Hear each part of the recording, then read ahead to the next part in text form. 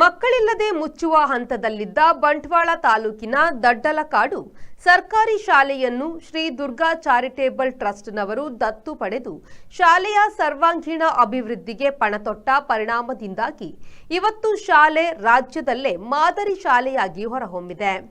ಆದರೆ ದತ್ತು ಯೋಜನೆಯನ್ನು ಮುಂದುವರಿಸಲು ಕೆಲವು ಪಟ್ಟಭದ್ರ ಹಿತಾಸಕ್ತಿಗಳು ಬಿಡದಿರುವುದೇ ದೊಡ್ಡ ದುರಂತ.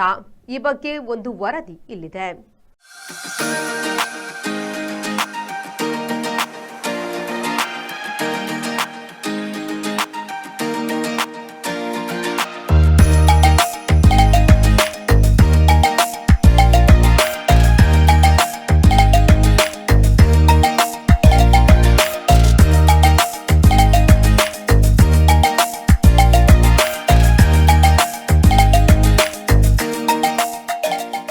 ಕಳೆದ 2015ರಲ್ಲಿ ಕೇವಲ 28 ಮಕ್ಕಳಿದ್ದ ದಡ್ಡಲಕಾಡು ಸರ್ಕಾರಿ ಶಾಲೆ ಇಂಗ್ಲಿಷ್ ವ್ಯಾಮೋಹದಿಂದ ಮುಚ್ಚುವ ಹಂತದಲ್ಲಿದ್ದ ಸಂದರ್ಭದಲ್ಲಿ ಶಾಲೆಯನ್ನು ಉಳಿಸಲು ಹೋರಾಟ ಮಾಡಿದವರು ಹಳೆ ವಿದ್ಯಾರ್ಥಿಗಳು ಮತ್ತು ಶ್ರೀ ದುರ್ಗಾ ಚಾರಿಟೇಬಲ್ ಟ್ರಸ್ಟ್ನವರು.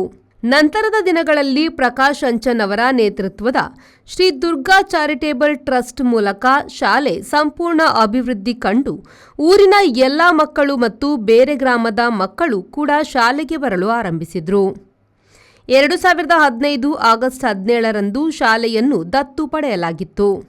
ಟ್ರಸ್ಟ್ನ ಕೆಲವು ಸದಸ್ಯರ ಮಕ್ಕಳನ್ನು ಈ ಶಾಲೆಗೆ ಸೇರಿಸಿ ಮಕ್ಕಳ ಸಂಖ್ಯೆ 56ಕ್ಕೆ ಏರಿತು.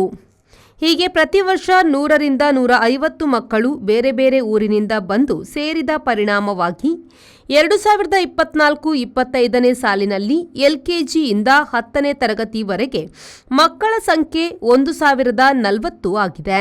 2015-2016ನೇ ಸಾಲಿನಲ್ಲಿ ಮಳೆ ಬಂದರೆ ಸೋರುವ ಹಳೆ ಕಟ್ಟಡದಲ್ಲಿ ಪಾಠ ಪ್ರವಚನ ಮಾಡಲು ಕಷ್ಟ ಸಾಧ್ಯವಾಗಿದ್ದರಿಂದ 2016 ಮೇ 1ರಂದು ಟ್ರಸ್ಟ್ ವತಿಯಿಂದ ಹೊಸ ಕಟ್ಟಡಕ್ಕೆ ಶಿಲಾನ್ಯಾಸವನ್ನು ನೆರವೇರಿಸಲಾಯಿತು. 2016-17ನೇ ಸಾಲಿನಲ್ಲಿ 8ನೇ ತರಗತಿ ಆರಂಭಗೊಂಡು ಶಾಲೆಯು ಉನ್ನತೀಕರಿಸಿದ ಶಾಲೆಯಾಗಿ ಮಾರ್ಪಟ್ಟಿತು. ಇದರೊಂದಿಗೆ 6ರಿಂದ 8ನೇ ತರಗತಿವರೆಗೆ ಇಂಗ್ಲಿಷ್ ಮಾಧ್ಯಮಕ್ಕೆ ಅಧಿಕೃತ ಅನುಮತಿಯು ದೊರಕಿತು. ಇಷ್ಟೇ ಅಲ್ಲದೆ ಕೇವಲ 5 ಸರಕಾರಿ ಶಿಕ್ಷಕರನ್ನು ಹೊಂದಿದ್ದ ಈ ಶಾಲೆಯಲ್ಲಿ ಶಾಲಾ ದತ್ತು ಸಂಸ್ಥೆಯಾದ Shri Durga charitable trust registered Daddalakadu ಪ್ರಸ್ತುತ ಶಾಲೆಗೆ ಟ್ರಸ್ಟ್ ವತಿಯಿಂದ 8 ಬಸ್ಸಿನ ವ್ಯವಸ್ಥೆ, 13 ಗೌರವ ಶಿಕ್ಷಕರು, 3 ಕ್ಲರ್ಕ್, 8 ಬಸ್ಸಿನ ಸಾರಥಿಗಳು ಹಾಗೂ 8 ಆಯಗಳನ್ನು ನೇಮಿಸಲಾಗಿದೆ. ನಾನು ಒಂದು 5 ವರ್ಷದಿಂದ ನೋಡ್ತಾ ಇದ್ದೇನೆ. ಒಳ್ಳೆಯ ಶಿಕ್ಷಣ ಇತ್ತು. ಈ ಬಾಕಿ ನನ್ನ ಮಗಳು ಕೂಡ ಬೇರೆ ಖಾಸಗಿ ಶಾಲೆಯಲ್ಲಿ ಕಲಿತಾ ಇದ್ಳು. ಅಲ್ಲಿಯ ಶಿಕ್ಷಣಕ್ಕಿಂತ ಇಲ್ಲಿ ಉತ್ತಮವಾಗಿ ಶಿಕ್ಷಣ ನೀಡ್ತಾ ಇದ್ದರು. ಹಾಗಾಗಿ ನನಗೆ ಇಲ್ಲಿ ಮೊದಲು ಬಂದಾಗ ಸಿಕ್ಕಿದ್ದು ಇಲ್ಲಿಯ ವಿದ್ಯಾಭ್ಯಾಸ ಒಳ್ಳೆಯ ಉತ್ತಮ ಗುಣಮಟ್ಟ ಕೂಡ ಇತ್ತು. ಇವತ್ತು ಕಳೆದ 1 ವರ್ಷದಿಂದ ಅಂದರೆ ಈಗ ಎಲ್ಲ ಮಕ್ಕಳು ಅಂದರೆ ಮೊದಲು ಇಲ್ಲಿಯ ಈ ಟ್ರಸ್ಟ್ ಮುಖಾಂತರ ಈ ಎಲ್ಲ ಟೀಚರ್ಸ್ನವರು ಅದು ಇಲ್ಲಿಯ ಮಕ್ಕಳ ಬಗ್ಗೆ ಪೂರ್ತಿ ಗಮನ ಹರಿಸಿ ಈ ಶಾಲೆಯ ಅಭಿವೃದ್ಧಿಯ ಬಗ್ಗೆ ಮತ್ತು ಇಲ್ಲಿಯ ಮಕ್ಕಳ ಶಿಕ್ಷಣ ಬಗ್ಗೆ ಎಲ್ಲವನ್ನು ಚಾರಿಟೇಬಲ್ ಟ್ರಸ್ಟ್ನ ನಮ್ಮ ಅಧ್ಯಕ್ಷರು ಹಾಗೂ ಅದರ ಸದಸ್ಯರು ಪೂರ್ಣವಾಗಿ ನೋಡ್ಕೊಳ್ತಾ ಇದ್ದರು. ಈಗ ಕಳೆದ ಒಂದು ವರ್ಷದಲ್ಲಿ ಕಳೆದ ಒಂದು 3-4 ತಿಂಗಳು ಮಕ್ಕಳ ವಿದ್ಯಾಭ್ಯಾಸ ಕೂಡ ಕುಂಠಿತ ಆಯಿತು. ಅದೇ ರೀತಿ ಇಲ್ಲಿ ಇರುವ ಖಾಸಗಿ ಶಾಲೆಗಳ ಕೂಡ ಅವರ ಒತ್ತಡದಲ್ಲಿ ಏನೋ ಗೊತ್ತಿಲ್ಲ. ಆದರೆ ಇಲ್ಲಿ ಪೂರ್ತಿಯಾಗಿ ಇಲ್ಲಿ ಮಕ್ಕಳ ಶಿಕ್ಷಣದ ಬಗ್ಗೆ ತುಂಬ ಹೊಡೆತ ಬಿದ್ದಾಗ ಎಲ್ಲ ತಂದೆ ತಾಯಂದಿರು ಹೇಳೋದು ಏನಂದರೆ ಮಕ್ಕಳಿಗೆ ವಿದ್ಯಾಭ್ಯಾಸ ಪೂರ್ತಿ ಒಳ್ಳೆಯ ಶಿಕ್ಷಣ ಸಿಗಬೇಕು. ಅದಕ್ಕೋಸ್ಕರ ಶಾಲೆಯಲ್ಲಿ ಶಿಕ್ಷಣ ಒಳ್ಳೆಯ ಗುಣಮಟ್ಟ ಇಲ್ಲದಿದ್ದರೆ ಅವರು ಬೇರೆ ಶಾಲೆಗೆ ಅದಕ್ಕೋಸ್ಕರ ದುರ್ಗಾ ಚಾರಿಟೇಬಲ್ ಟ್ರಸ್ಟ್ ಒಳ್ಳೆಯ ಉತ್ತಮ ಗುಣಮಟ್ಟವನ್ನು ನೋಡ್ತಾ ಇತ್ತು. ಈಗ ಅದು ಕುಂಠಿತವಾಗಿದೆ.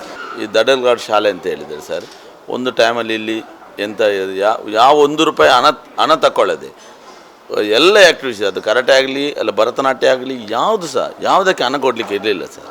ಇಲ್ಲಿ ಬುಕ್ಸು ಮತ್ತು ಯೂನಿಫಾರ್ಮು ಎಲ್ಲವನ್ನು ದುರ್ಗಾ ಚಾರಿಟೇಬಲ್ ಟ್ರಸ್ಟ್ನವ್ರು ಕೊಡ್ತಿದ್ದೆ ಸರ್. ಕೊರೋನಾ ಬಂದ ಮೇಲೆ ಮತ್ತು ಅವರಿಗೆ ಕಷ್ಟ ಆದ ಕಾರಣ ಇಲ್ಲಿ ಮತ್ತೆ ಅವರು ಬುಕ್ಸ್ ಎಲ್ಲ ಅವರವರ ತಗೊಳ್ಳಿಕ್ಕೆ ಸ್ಟಾರ್ಟ್ ಮಾಡಿದ ವಿನ ಅದಕ್ಕಿಂತ ಮುಂಚೆ ಎಂತ ಕೊಡಲಿಕ್ಕೆ ಇರಲಿಲ್ಲ. ಮತ್ತು ಎಂತ ಹೇಳಿದರೆ ಇಲ್ಲಿ ಯಾವಾಗಲೂ ನಾವು ಎಜುಕೇಷನ್ ಬಗ್ಗೆ ಅವರ ಹತ್ರ ಮಾನ್ಯ ನಮ್ಮ ಪ್ರಕಾಶ್ ಅಂಚನ್ ಹತ್ರ ಮತ್ತು ರಾಮಚಂದ್ರ ಕರಂಕಿದ್ರು ಸರ್. ಅವ್ರ ಹತ್ರ ಹೋಗಿ ಹೇಳಿದರೆ ಅವರು ಬಂದು ಇಲ್ಲಿ ಎಜುಕೇಷನ್ ಬಗ್ಗೆ ಇಲ್ಲಿ ಯಾವಾಗಲೂ ಇಲ್ಲಿ ಇದ್ದು ಟೀಚರ್ಸ್ನವ್ರ ಹತ್ರ ಇಲ್ಲಿ ಹೇಳಿ ಇಲ್ಲಿದ್ದು ಎಜುಕೇಷನ್ ಬಗ್ಗೆ ಅವರು ಥಿಂಕಿಂಗ್ ಮಾಡಿ ಇದು ಮಾಡ್ತಿದ್ದಾರೆ. ಅದಕ್ಕೋಸ್ಕರ ನಾವು ಈಗ ಹೇಳುವುದು ಅಂತ ಹೇಳಿದರೆ, ನಮ್ಮ ಮಕ್ಕಳನ್ನು ನಾವು ಸ್ಕೂಲಿಗೆ ಸೇರಿಸುವಾಗ ಮಾನ್ಯ ನಮ್ಮ ಪ್ರಕಾಶಾಂಜನ ಸಾರ್ ಹತ್ರ ಕೇಳಿ, ಇಲ್ಲಿ ಯಾರ್ದು ಟೀಚರ್ಸ್ ನಮಗೆ ಪರಿಚಯ ಇರಲಿಲ್ಲ, ಆಗ ಅವರ ಹತ್ರ ಅವರ ಒಂದು ಮುತುವರ್ಜಿಯಿಂದ ನಾವು ಇಲ್ಲಿ ಸೇರಿಸಿದ್ದಾರೆ. ಅವರು ಇದ್ದಾರೆ ಅಂತೇಳಿ ಧೈರ್ಯದಾದ ಮೇಲೆ ಇಲ್ಲಿ ಶಾಲೆಗೆ ನಾವು ಸೇರಿಸಿದ್ದು. ದಡ್ಡಲಕಾಡು ಸರ್ಕಾರಿ ಹಿರಿಯ ಪ್ರಾಥಮಿಕ ಶಾಲೆಯ ದತ್ತು ಸ್ವೀಕಾರ ಒಪ್ಪಂದ ನವೀಕರಣ ವಿವಾದ ಇದೀಗ ರಾಜ್ಯ ಮಟ್ಟದಲ್ಲಿ ಸುದ್ದಿಯಾಗಿದ್ದು ವಿಧಾನಸಭಾ ಅಧಿವೇಶನದಲ್ಲೂ ಪ್ರಸ್ತಾಪವಾಗಿದೆ. ನನ್ನ ಕ್ಷೇತ್ರದಲ್ಲಿ ಶಿಕ್ಷಣ ವ್ಯವಸ್ಥೆ, ಪ್ರಾಥಮಿಕ ಶಿಕ್ಷಣ ವ್ಯವಸ್ಥೆ ಹೇಗಿದೆ ಅಂತ ನಿಮಗೂ ಚೆನ್ನಾಗಿ ಗೊತ್ತು. ಯಾಕೆ ನನ್ನ ಪಕ್ಕದ ಕ್ಷೇತ್ರದವರು ತಾವು ಶಾಲೆಗಳ ಪರಿಸ್ಥಿತಿ ಹೇಗಿದೆ ಅಂತ.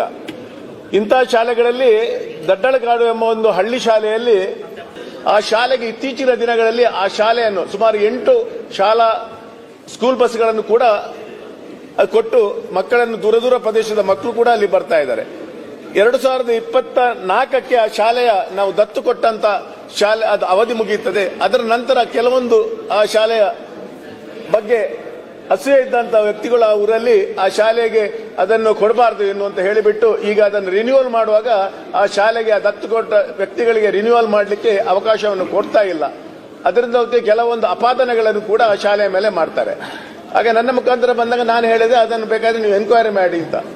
3-4 ಕೋಟಿ ಖರ್ಚು ಮಾಡಿ ಅಷ್ಟು ದೊಡ್ಡ ಮಾಡಿದ ಒಂದು ಸಂಸ್ಥೆಗೆ, ಒಂದು ಟ್ರಸ್ಟಿಗೆ ಅದರಲ್ಲಿ ಯಾವ ತರದ ಸರ್ಕಾರಿ ಶಾಲೆಯಲ್ಲಿ ಅವ್ಯವಹಾರ ಆಗ್ತದೆ ಅಂತ ಹೇಳಲಿಕ್ಕೆ ನನಗೆ ಆಶ್ಚರ್ಯ ಆಗ್ತದೆ. ಅದರಿಂದ ಆದರೂ ಅದನ್ನು ಎನ್ಕ್ವೈರಿ ಮಾಡಿದಂತ DDP ಅವರು ಎನ್ಕ್ವೈರಿ ಮಾಡ್ತಾರೆ, ಅದರಲ್ಲಿ ಯಾವುದೇ ತರದ ಒಂದು ಅವ್ಯವಹಾರ ನಡೆದಿಲ್ಲ ಅಂತ ಅವರು ರಿಪೋರ್ಟ್ ಕೊಟ್ಟಿದ್ದಾರೆ ಅಂತ ನನ್ನ ಒಂದು ಇದಕ್ಕೆ ಬಂದಿದೆ. ಆದರೂ ಇವತ್ತಿಗೂ ಅದನ್ನು ಇನ್ನೂ ಕೊಡ್ಲಿಲ್ಲ. ಆದರೂ ಈಗ ಅದು ಒಂದು ಆ ಪರಿಸ್ಥಿತಿ ಬಹಳಷ್ಟು ಒಂದು ತೊಂದರೆಯಲ್ಲಿದೆ ಶಾಲೆ. ಆ ಶಾಲೆಯನ್ನು ಉಳಿಸುವ ಕೆಲಸ ನಿಮಗೂ ಇದೆ. ಯಾವುದೇ ಅವ್ಯವಹಾರ ಆಗಿಲ್ಲ ಎಂಬ ವರದಿ ನೀಡಿರುವ ಬಗ್ಗೆ ಮಾಹಿತಿ ಇದೆ ಎಂದ ಶಾಸಕರು ದತ್ತು ಸ್ವೀಕಾರ ಒಪ್ಪಂದವನ್ನು ತಕ್ಷಣ ನವೀಕರಣಗೊಳಿಸಲು ಆಗ್ರಹಿಸಿದರು.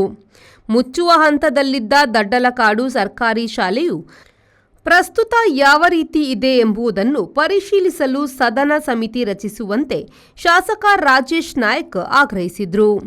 ಸರ್ಕಾರಿ ಶಾಲೆ ದಡ್ಡಲಕಾಡು ಶ್ರೀದುರ್ಗ ಚಾರಿಟೇಬಲ್ ಟ್ರಸ್ಟ್ ತಗೊಂಡು 2015 28 ಮಕ್ಕಳಿದ್ದ ಈ ಶಾಲೆ ಇವತ್ತು 1040 ಮಕ್ಕಳು ಶಿಕ್ಷಣ ಪಡೀತಾ ಇದ್ದಾರೆ. ನಿಂತಿರುವಂಥ ಕಟ್ಟಡ ಸುಮಾರು 2-2.5 ಕೋಟಿಯ ಬಿಲ್ಡಿಂಗ್. ₹1 ಸರ್ಕಾರದ ಅನುದಾನ ಇಲ್ಲದೆ ಶ್ರೀದುರ್ಗ ಚಾರಿಟೇಬಲ್ ಟ್ರಸ್ಟ್ ದಾನಿಗಳು, ಪೋಷಕರು ಎಲ್ಲ ಸೇರಿ ಶ್ರಮದಾನದ ಮೂಲಕ ಮಾಡಿ ತೋರಿಸಿದ್ದಾರೆ. ಇಂಥ ಸಂದರ್ಭದಲ್ಲಿ ಏನೋ ಮಾಡಲಿ ಈ ಶಾಲೆಯನ್ನು ಮುಚ್ಚಿಸಬೇಕು, ಪ್ರಕಾಶಾಂಜನ್ ತಂಡವನ್ನು ಹೊರಗೆ ಹಾಕಬೇಕು ಅನ್ನುವ ಒಂದೇ ಒಂದು ದುರುದ್ದೇಶದಿಂದ ಮಾತಾಡಿದ್ರೆ ರಾಜಕೀಯ ಅಂತ. ರಾಜಕೀಯ ಇಲ್ಲಿ ಮಾಡಲೇ ಇಲ್ಲ. ಈ 3 ಪವಿತ್ರವಾದ ಧರ್ಮದ ಮಕ್ಕಳು ಇಲ್ಲಿ ಶಿಕ್ಷಣ ಪಡೀತಾ ಇದ್ದಾರೆ. ಇಲ್ಲಿ ಯಾರೂ ರಾಜಕೀಯವನ್ನು ಮಾಡ್ತಾ ಇಲ್ಲ. ನಾವು ಎಲ್ಲಿ ಹೊರಗಡೆ ಚಪ್ಪಲವನ್ನು ಬಿಟ್ಟಾಗ ಎಲ್ಲ ರಾಜಕೀಯ ಬಿಟ್ಟು ಇಲ್ಲಿ ಹೊರಗೆ ಬಂದು ಎಲ್ಲ ಅಣ್ಣ ತಮ್ಮಂದಿ ಥರ ನಾವಿದ್ದೀವಿ.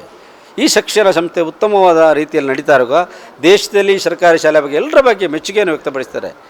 ರೋಲ್ ಮಾಡೆಲ್ ಶಾಲೆ ಅಂತ ಮೊನ್ನೆ CM ಎದುರುಗಡೆ ನಮ್ಮ DC ಅವರು ಒಪ್ಕೊಂಡು ವರದಿಯನ್ನು ಕೊಟ್ಟು ಬಂದಿದ್ದಾರೆ. ದಡ್ಡಲಕಾಡು ಶಾಲೆ ರೋಲ್ ಮಾಡೆಲ್ ಸರ್ ಅಂತ.